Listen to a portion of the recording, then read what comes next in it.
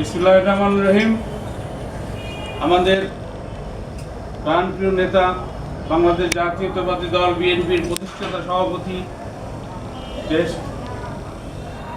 স্বাধীন বাংলাদেশের ঘোষক শহীদ রাষ্ট্রপতি জিয়াউর রহমানের সুযোগ্য সন্তান ও দেশনেত্রী বেগম খালেদা জিয়ার সুযোগ্য সন্তান আরাফাত রহমান কোকোর তৃতীয় মৃত্যুবার্ষিকী উপলক্ষে উপস্থিত সবাইকে আমি অভিনন্দন সালাম জানাচ্ছি।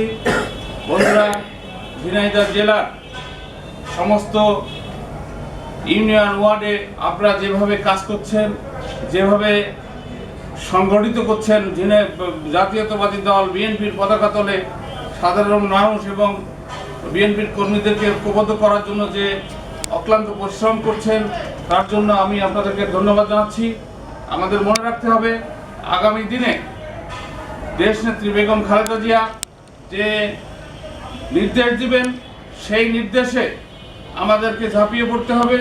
যে আন্দোলনের নির্দেশ দিবেন, যে কর্মসূচি দিবেন, সেই কর্মসূচি জীবন উৎসর্গ করে আমাদেরকে পালন করতে হবে। সেইভাবে আমাদের আজকের এই মৃত্যুবার্ষিকীতে শপথ নিতে হবে সাথীরা।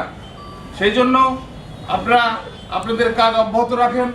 আমরা যাতে বিগত দিনে ঝিনাইদহ জেলার দায়িত্বশীল নেতৃবৃন্দ যেভাবে আন্দোলন সংগ্রামকে স্তব্ধ করার জন্য, নিজেদের শান্তিতে বসবাস করার জন্য নেতা কর্মীদেরকে আন্দোলন সংগ্রাম থেকে বিরত রাখার জন্য চেষ্টা করত, সেই চেষ্টাকে আমরা ভেঙে দেব।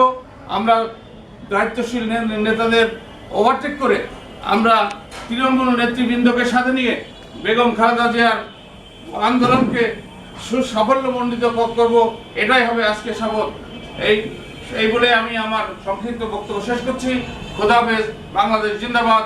দেশনেত্রী বেগম খালেদা জিয়া জিন্দাবাদ। তারুণ্যের অহংকার তারেক জিয়া জিন্দাবাদ জিন্দাবাদ।